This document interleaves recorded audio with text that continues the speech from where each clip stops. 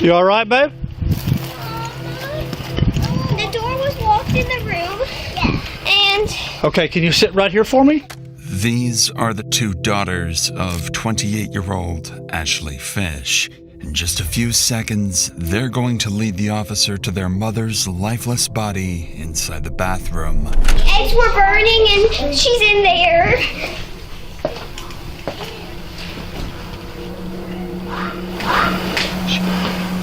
And as the oldest daughter bravely guides her siblings to safety, police are still unsure whether this was self-inflicted or if there's a killer on the loose. But they'd eventually discover that Ashley's killer is closer to home than anybody expected, pulling investigators into one of the most tragic domestic dispute cases the state of Louisiana has ever seen.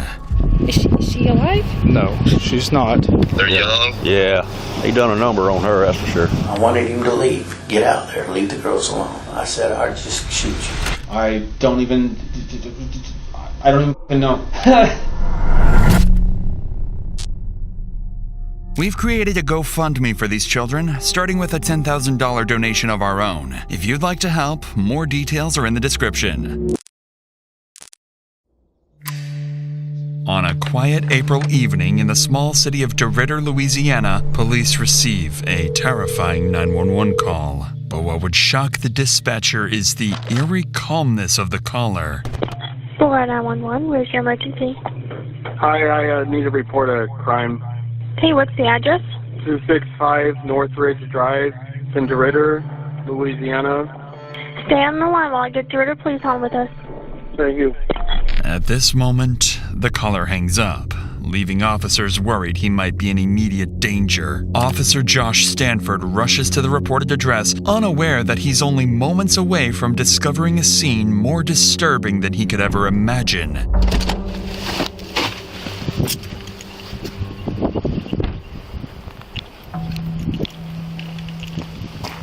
You all right, babe? The door was locked in the room. Yeah. And... Okay, can you sit right here for me? Yes. Is anybody in there? No. My sisters are inside right there. Okay. And we got my mommy. The eggs were burning and she's in there. Okay, y'all come in here. Come right here. No, I don't want to go. Come here. Stay in here. Stay in here.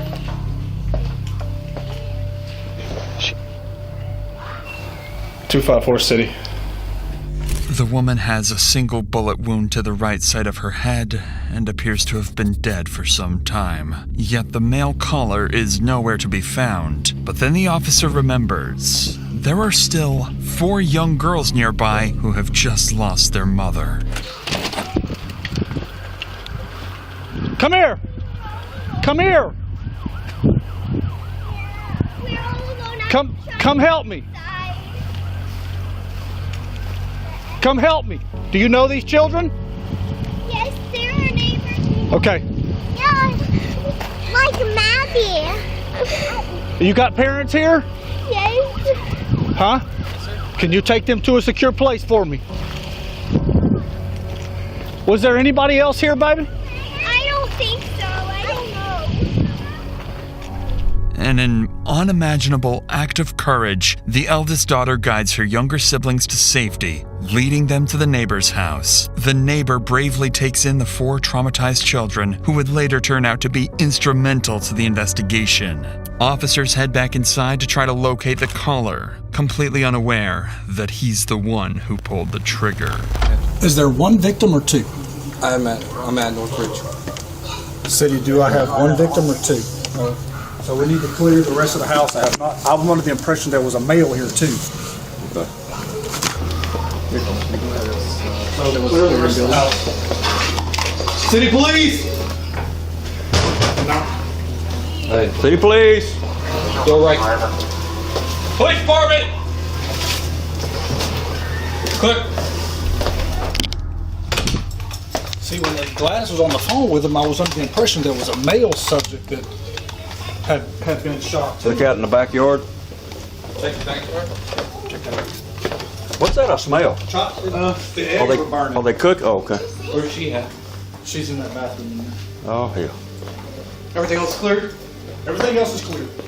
Officers find no one else inside, leaving them still in the dark about who the caller really is. They'd further look into the victim's injuries and quickly realize there was almost no imminent struggle, leaving officers questioning whether the injuries may have been self-inflicted. But before anything else, they still need to identify the victim, and this is when the officer would make a devastating discovery, one that would turn this into a far more personal case. I didn't want to wait till you got here before I started trying to find an ID or anything. Let me... Hey, you want me to turn the stove off? Yes.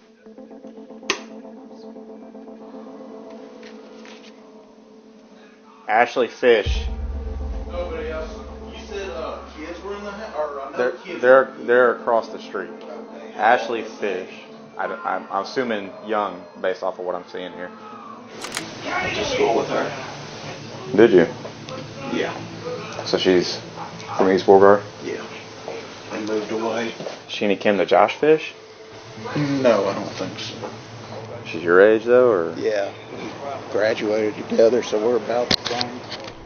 Lead Detective Cooley immediately recognizes the name, 28-year-old Ashley Fish. He knew Ashley as a DeRitter local, someone who married her high school sweetheart and had only recently moved back to Louisiana from Texas. Determined to find answers and uncover who murdered his friend, he turns to the neighbors for more information. Meanwhile, other officers begin reviewing neighborhood CCTV footage, searching for anyone who may have been at the house besides Ashley and the children. And they're about to discover that someone else was indeed inside. Someone who is already on the run. Detective Cooley, Clark Sheriff's Office. Hey, Jeff Brown. Nice to meet you, sir. Yes, sir. Hey, y'all mind if I ask y'all a couple questions real quick? Yeah, you can ask me anything, but I really didn't see anything. The only one that saw anything was my son. Your son, the one that was mowing? He was mowing out here. Okay. What's your buddy? Detective Cooley. Nice to meet you. Heard you kind of saw some stuff, just a little bit. Not much, but you seen some, something happen next door? Well, I was just mowing a lawn, and then I saw, like, the car of the owner or whatever leave. Lining up with what the boys saw, another neighbor offers ring camera footage showing a black truck leaving Ashley's house just minutes before the 911 call. Desperate to learn who was driving that truck, officers turn to the next neighbor, unaware they're about to speak with the victim's best friend and is someone who knows exactly who the driver is. What's that? The girls are at my house. Can you tell us what's going on? It's not good. Is she alive? No, she's not. Was she shot? Yes. She was out here earlier when about 5 o'clock or so. I saw her out here. Everything seemed fine. There was a truck. She had a significant other. She was going through a divorce, and they're legally separated. But he was here. The black truck was here. Yes, ma'am. Do you think he shot her? Well, I can't tell you a whole lot. I got it. So as long as the children are safe with you for now, we'll take care of it from there. As far as I know, her. Oh gosh, I'm assuming that it was Tyler was the person that was here. I don't know if that was his truck. He usually drives a black truck. And then her husband's name is John Fish. She would go on to identify their main suspect as 34-year-old Tyler Durachowski, Ashley's new boyfriend. Detectives immediately begin digging into his history, gathering anything they can find, and working to locate him as quickly as possible. But just as they're about to begin the manhunt, another 911 call comes in, and it's from the killer himself. Hi, I need to turn myself in to the police. Okay. I don't know how to do this. Are you wanted? Do you have an active warrant? No, I just committed a crime. Okay, what crime did you commit? I shot somebody. Okay, where are you located? I'm at Burke's Outlet in DeRitter. I'm in the parking lot, and I just am going to wait here to get picked up. Okay, who did you shoot? A woman. Okay, what is her name? Ashley Fish. Officers rush to the address he gave, an empty parking lot. Still baffled as to why he confessed and why it took him so long to come forward. Knowing he likely killed a woman in front of her children, they brace themselves, fully expecting anything to go wrong at any moment, or even an ambush. The suspect is going to be in Burke's parking lot.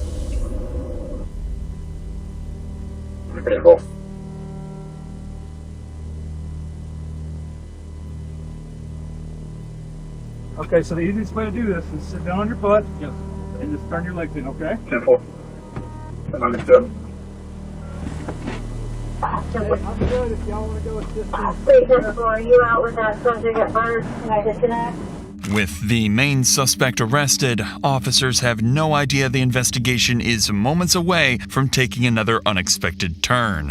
When they search his vehicle, they find no weapons, but they do find multiple prescription drugs, vials of testosterone, and syringes. To their surprise, Tyler seems unusually calm for someone who just took a life, and it would quickly become obvious that this calm, controlled demeanor is part of a plan to get away with murder. If you're still comfortable talking to me, can you tell me a little bit about what happened out there? This woman and I got in an altercation last night. Things were kind of falling out between the two of us, just relationally, and I was getting ready to move back to Oregon. So she pulled out, she had a gun in her drawer. She loaded it and was pointing it at me, and we started fighting, and it went off.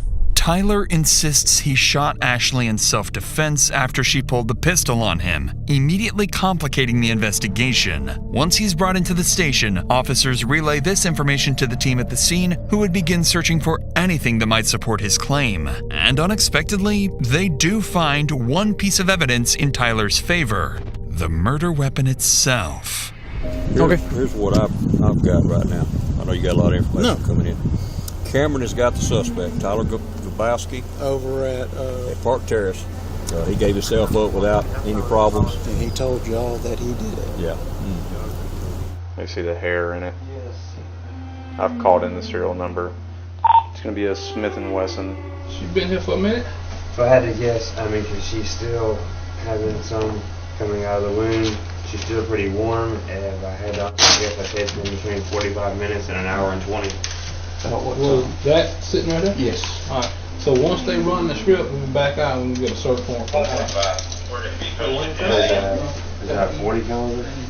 Detectives still find no evidence of a struggle, but they do discover something unexpected. After running the gun's serial number, it comes back not to Tyler, but to Ashley herself, meaning his version of events may not be entirely false. And with that, investigators begin to grasp just how little physical evidence actually ties Tyler to the shooting. They then finish processing the scene, send Ashley's body for autopsy, and her phone for forensic examiners to be unlocked. Shortly afterwards, the grandparents arrive at the scene to pick up the 4 traumatized children into their care. It's at this point that it becomes clear. The oldest daughter witnessed something she will wish she never had. I've got some grapes and some strawberries. Yummy. Yummy. Are y'all hungry? The one you want to talk to is Riley. Yeah, she supposedly told my wife that she saw something and she didn't want to talk about it. I know. Hey, my babies. Hey. Pop off. Papa. Hey, baby. Here, I'm going to pick you up. Bye, Alexis. This brings a small sense of relief to the officers, knowing the children are finally away from the horrors inside. But now comes the most difficult part: calling Ashley's ex-husband, John, and informing him that she is dead. Lead Detective Cooley asks John to come to the station for questioning as soon as possible, and while Tyler anxiously waits for his chance to speak, detectives make a deliberate decision to start with John instead. But the longer Tyler waits, the more agitated he becomes, and by the time they will finally sit down with him, he will snap. I've never had someone do that to me. I've never had someone get that mad at me that they load a f***ing weapon. 1 hour after Ashley's deceased body was discovered, John arrives at the station. John explains that he and Ashley were together for over a decade. They had their first child young and went on to raise 4 beautiful daughters. For the detective, one question matters most. What does John think of Tyler? Is he capable of hurting Ashley, or was he simply in the wrong place at the wrong time? But before that, something else weighs heavily on John. He still has to explain to his daughters why they will never hear their mother's voice again. just want to let them know that she's no longer with us. Mom's no longer with us, you know. She's an angel now. Yeah. The 6-year-old and the 4-year-old, they don't really know. They're kind of like, oh, she's an angel. They're going to talk a little bit about it, and they're more concerned about how she's flying and everything, you know. Right. I don't know what she's seen or not, but that's got me real bent out of shape, you know. On that devastating note, the detective would shift the conversation to the final moments leading up to Ashley's death. Tragically, Ashley seemed to sense that Tyler might harm her, and just moments before she died, she would make her final cry for help. When I see that, he's calling, what runs through my head, and it's great. We got some bull crap. We got some bull crap. They're in some kind of argument, and they're trying to drag me into this, and I don't want to be part of y'all's drama. I don't want to be part of y'all's drama. Nothing in the past has ever felt like there was anybody in danger. Talking to my kids, kids never tell me anything's going bad around the house, so I'm not really feeling too in it. And through all this time, you know, I text back, I'm not trying to get in y'all's drama. That's when she texts, he won't leave, I know. As soon as I got that, when I actually looked and seen that he's not leaving, I called. And she's like, hello. And the first thing I go, what's going on? He's mad because he's got to leave. I said, are my kids okay? Are my kids safe? She said, yes. Because I was a little concerned, but I wasn't like super. I'm just ready for him to leave, like, hung up. And then I texted her, said, talk to my kids, please, at 6:55. I just couldn't get a hold of her, and I was like, this is weird. This is just, you know, it was just odd. This is the moment. At 6:55 p.m., John lost all contact with Ashley, and with it, the hope of ever rebuilding a future with her. Shortly thereafter, Detective Cooley wraps up his interview with John, who has made one thing clear. Ashley was a loving mother, incapable of harming anyone, and she deserves justice. Still not ready to begin Tyler's interrogation, fully aware that physical evidence against him is alarmingly weak, the detective instead brings in Ashley's other relatives to give their statements, hoping to better understand Tyler's character and whether he truly is a cold-blooded murderer. And it doesn't take long for one thing to become clear. Every one of them deeply distrusted Tyler, to the point of even threatening his life, fearing he might one day snap and hurt Ashley. You know, I did threaten him. You know, I wanted him to leave. Get out there. Leave the girls alone. You know, I said I'd just shoot you. You know, but I didn't, you know. And I went home, and my wife and my daughter, you know, they talked some sense into, you know. But, I mean, thoughts crossed my mind hundreds of times now, you know. If I'd have carried that out, I know it's bad, but they'd had the mama. He's there, and he comes out, and I think he shook my hand, and I'm like, you know, hey Tyler, nice to meet you and whatnot. And he just goes straight in the door and picks up Ashley's guitar and goes and hikes his leg up on the damn trampoline and starts looking at the moon and playing guitar. And I'm like, Ashley, what the f*** is he doing? Can we just go inside? I don't want to hear this prick playing or something. You know, just something. He stops and he come over there to pull us apart. And I just rear back and punched him in the side of the head. And I had told her, he needs to go. You know, you need to get this done and get it done. Get him on the road. You know, last couple of weeks she told me she hadn't made her decision. He did have to go, and this time it was for good. She said, I will be alone. And then this other guy, and I talked with my wife about it. I said, I don't understand why somebody that supposedly has got their living already set, you know, they ain't even got to work for a living, to start seeing somebody that has 4 kids. He has no kids. I said, the only thing I can think of is maybe he's a damn I said, that sounds suspicious to me, you know? Yes.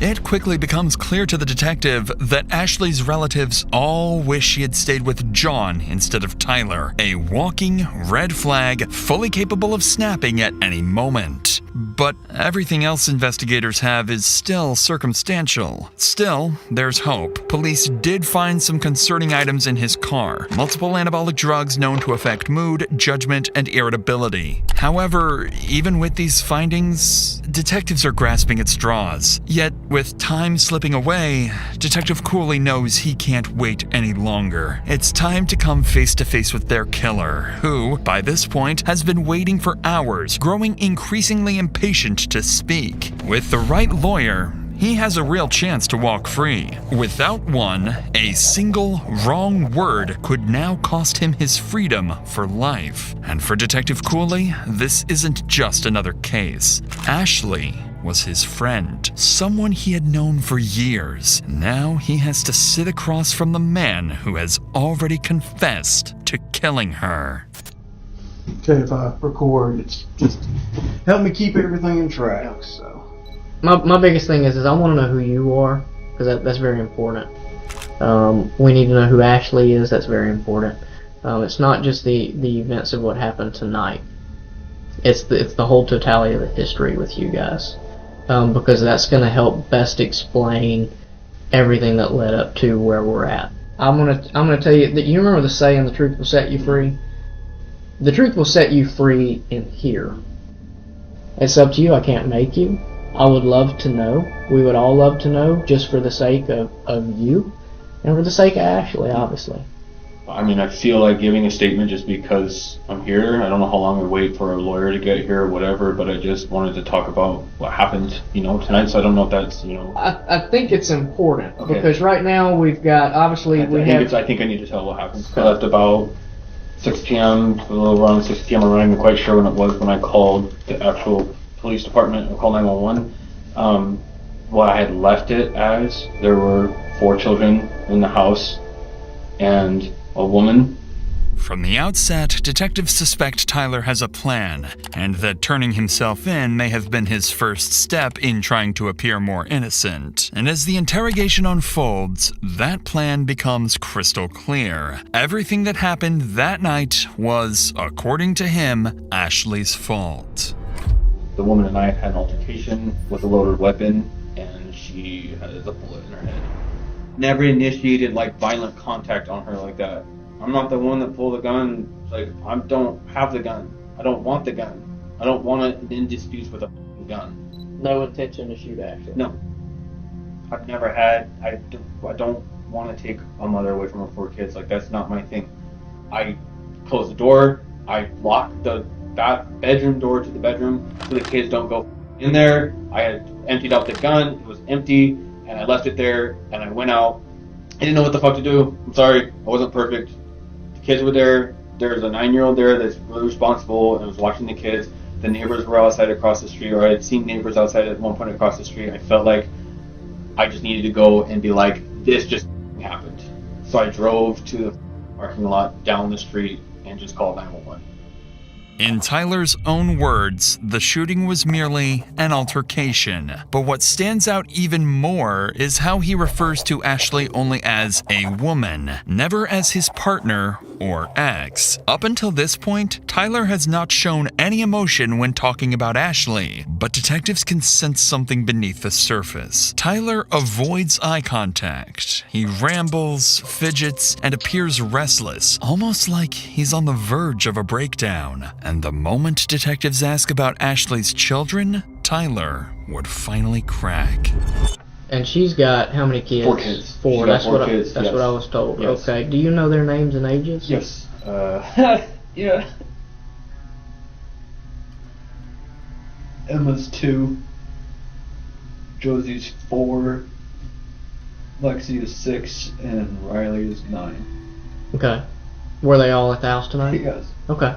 This is the first real emotion detectives have seen, but they needed to determine whether this is genuine guilt, a calculated tactic, or emotional instability tied to his anabolic substance abuse. Aware that Tyler could shut down the interview at any moment, Detective Cooley grows more cautious, so he starts carefully probing Tyler about any problems in his relationship with Ashley, and this is when Tyler would slip up. I was married for 5 years, and I felt like a man of honor, and I had a ring on, and I was proud of it. I was proud to be married. I was proud to be a good husband, and I fell into this weird relationship that I never wanted, to be in. I've never wanted to be a part of, and I just went down this road that I just kind of felt like I could never escape from. It was like drowning in it, So I'm just like I was able to divorce in Oregon, it went through in just a couple months, and it was finalized and it was done. Her thing has been a year. Right. It takes a year for them to do the separation process and everything, and So we've just been kind of in that Yeah. whirlwind of back and forth with everything and stuff. And I've thought about leaving multiple times. I've wanted to leave multiple times just because it's kind of too much to just take, being like, am I taking this woman away from, am I taking this man away from 4 kids, like his 4 kids, whatever. I just have felt I felt a lot of guilt in my life in this relationship. According to Tyler, he felt guilty and was planning to walk away from the relationship. But detectives already know this isn't true. Ashley's ex-husband has already shown investigators messages in which she repeatedly complained that Tyler refused to leave. Additionally, detectives uncovered love letters exchanged between Tyler and his ex-wife, proof he wasn't trapped at all. To my love, by the time you see this letter, you're miles away from me. Don't be mad. I hid one last love letter in your things. You defeated the world to get to me. I'm never going to forget about you. Don't forget about me. I hope you're ready for when we meet again. It's clear to the detectives that Tyler left his marriage by choice and could have gone back at any moment. So Detective Cooley would push further into the dynamics of their relationship, asking whether things had ever turned abusive. It's at this moment that Tyler's mask would slip, revealing a deep insecurity about his masculinity and a resentment towards Ashley he could no longer hide. Has it ever become physical? Has she ever hit you, struck you, kicked you, slapped you? Slapped. A couple times, just kind of slap with things, shoes or something like that. She's hit me with like shoes and stuff. Out of anger? Frustration, yeah. She hit you hard? I mean, just like I don't want to sound like a, I mean, she just slapped me with her like slippers. You know? We're talking about it's kind of like that across when she was mad about something, yeah. Okay. So, like the way I picture is like if my wife's agitated with me or aggravated with me, she pops me with something. Yeah. Are we saying something like that, or are we saying she aggressively like you? No, pops you with something. I'm saying middle ground of that, just kind of like pissed about something, but just that's how she's reacting to it. But she wasn't like overly like. I'd never seen a level of aggression to this point with the gun. I don't know where that came from. I have no idea. I've never seen her do anything, pull any shit like that ever. I didn't even know she could. But now, Tyler would inadvertently reveal something far more disturbing about himself. As part of their custody agreement, Ashley wasn't allowed to have anyone stay overnight, including Tyler, a rule he knew very well. And as soon as their relationship began to fall apart, Tyler's first instinct was to expose that violation to her ex-husband, knowing full well it would cost Ashley custody of her children. And so our relationship was really falling out here, and I threatened to tell him the truth when I was getting ready to leave. I was going to call her husband and be like, I've been spending the night here. I don't know what legal ramifications it's going to have for you guys in your life and your world. I've been in this relationship with you. This relationship has hurt me in a lot of ways. I've sacrificed a lot of things. And for me to go and have closure, I think that like I'm just going to let John know the whole truth, that he deserves to know the truth. And I'm sorry. It was kind of an ugly ending for both of us, this woman and I.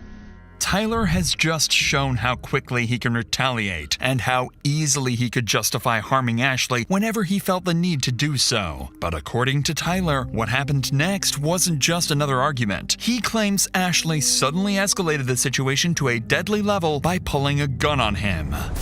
She has a loaded gun, or she has a gun in her drawer next to the bed, and I was in the bedroom talking with her, and she loaded her gun and cocked it back and basically told me that she wasn't going to let me call and tell. And so this just went to like 1,000, like 0 to 1,000 in like one blink of an eye. I'm like in the bedroom talking with her, having a normal conversation, and she's like loading a gun in front of my face, and she has a pistol. Like literally packing some stuff, putting some stuff in the drawers. I wasn't doing shit. I didn't hit her. I wasn't like fighting her or anything. I was just talking. And she like loaded her gun and was pointing at me. I just know that like that's where that started from. And I'm not saying that to do something, dig myself in the grave, like, oh, the past, he never saw it happen and now she did it. That sounds like bullshit. No, she did it though. I'm a man. I'm a lot stronger than her. I was aggressive, but it was like, she's shot that gun before. She knows what the fuck she's doing with that. I don't shoot guns. I didn't barely shot a gun in my life. And so the whole way it happened, I feel like for me, I didn't mean to do anything. I didn't mean for her to do anything. It was like basically felt like it was like just fighting for my life, and I feel like it was like this is how it ended. According to Tyler, this chaotic struggle wasn't aggression, it was survival. Detectives continue to press for details about what happened in the bathroom, and what Tyler would say next would either support his self-defense claim or unravel it completely. Okay, how long from the time she came into the bathroom to where it escalated to the point she gets shot? Talking about seconds or minutes? 2 minutes probably. Talk to me Just about struggling. those 2 minutes. Talk Just to me fighting, about trying to. It's a combination of talking, moving the gun around each other. It's just like I'm trying to grab her. I'm trying to hold on to her. It's just like it was just felt like it was like fight for survival. I don't know what was going on. I felt like she was going to kill me. So at no point you stripped the gun from her and had the gun in your hand totally? Not until it was over. Not until she was on the ground. Were you on top? Was she on top? Behind. You were behind. Behind, like kind of like this, like kind of trying to do like a chokehold shit thing or something. She was like trying to get the gun to me, so it was just in our general facial areas. Okay. After the shot, what happens? I don't even. I stood there and I couldn't believe what the fuck happened. And the first thing I thought of was, I have to call somebody. I have to get someone here. I have to stand up for what I've done. Tyler is becoming increasingly more agitated, forcing detectives to call a short break, concerned that pushing any further would cause him to shut down completely. But the moment they step outside the interrogation room, everything changes. New evidence comes in, and it directly contradicts Tyler's story. Tyler claims Ashley had the gun in her hand and they were fighting over the weapon. But when Ashley's body was discovered, her phone was still in her right hand, her dominant hand, meaning she hadn't been holding a weapon in the moments before she was shot. Then came the most damning detail. Ashley's hair was found inside the barrel of the gun. Combined with skull fracture patterns, it proved the weapon had been firmly pressed against her skin when fired. This wasn't self-defense. This was a cold-blooded execution. This was exactly what detectives needed. Armed with this evidence, Detective Cooley re-enters the room, and this time, he's ready to confront Tyler about his story. But to the detective's surprise, his controlled demeanor has disappeared, and Tyler is about to lash out. Well, do you feel like it probably just got out of hand? Yes, I think our whole relationship was out of hand, and I think that I've never had someone do that to me. I've never had someone get that mad at me that they load a weapon in their house. The kids were asleep. It was 2 nights ago, and she cocks it back, and she's standing there like all cocky, looking at me like she's gonna she knows what she's gonna do with it. I mean, why not? If this lady's got a gun, why not just get the hell out of there? Because she had never done anything like this before. The other night, 2 nights ago, I don't even know why I let that go.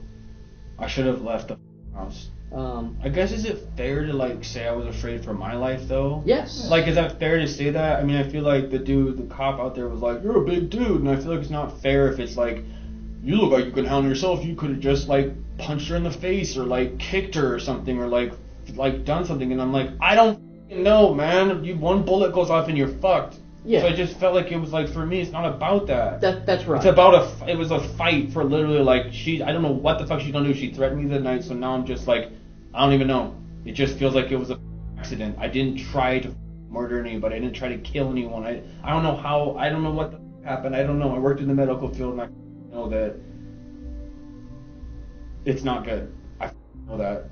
Tyler's words no longer sound like the frustration of a man defending himself. They sound like hostility towards someone he blames for everything that happened. But this is when Tyler would start to realize he isn't coming across the way he hoped. And when detectives press a little harder, they're about to make their biggest mistake, pushing Tyler to shut down completely. We're still missing some things that I feel that you're kind of rushing through, and I think it processing today. I just want to feel like I'm like someone's like on like kind of listen like on my side. On your side, right? No, but I'm not trying to. I get what you're saying. I know. I've seen this in the movies. I know what I'm trying to do. Like it's like the more I tell them now, it's like the better it looks. Like the more I just tell them now, it's like. But I'm getting to that place where it's like we're at like the heart of everything that happened. I'm trying to be really careful with like. If I fuck up or if I say something stupid, I don't know what, the more I talk, I feel like the more it's like going to look like, oh man, dude, I'm trying to explain the best I can what happened. Right now, the whole world, if they know what just happened, is probably like that guy's a piece of shit. So I'm like, feel really alone where I like don't have anyone. My family's not here, no one's here. I understand that Ashley's not here either, and I'm trying to process that shit right now. But what we're going to do is we're going to refrain from any more questions. Understood. If you feel compelled to re-engage or say anything, you are more than welcome. You know, I appreciate you guys being patient with me. I know you guys got to do this with people and stuff, and I'm not trying to tell you guys I don't want your counsel and I don't want to tell more and more and more. I just feel like I'm at that point looking at that piece of paper, what I've told you. I want to be able to tell someone that's like, I'm kind of like sitting here going like, I hear what you're saying, maybe don't say anything, maybe some counsel. I know you guys are counseling me right now and I'm appreciating it, but I need someone else that just feels like it's like, does this, man. It's at this point that Tyler refuses to answer any more questions until his lawyer arrives. But with the evidence stacked against him, Tyler would ultimately be charged with second-degree murder and 4 counts of child abandonment. He would go to trial maintaining that he acted in self-defense, but the state's case would be overwhelming. Tyler would be found guilty on all charges and sentenced to life in prison with no chance of parole. Thank you for watching and supporting our team. To help the 4 children affected by this tragic case, we've set up a GoFundMe and began with a $10,000 donation from the Dr. Insanity team. The funds will primarily go towards therapy and educational expenses, helping give these children the best possible chance despite what they've been through.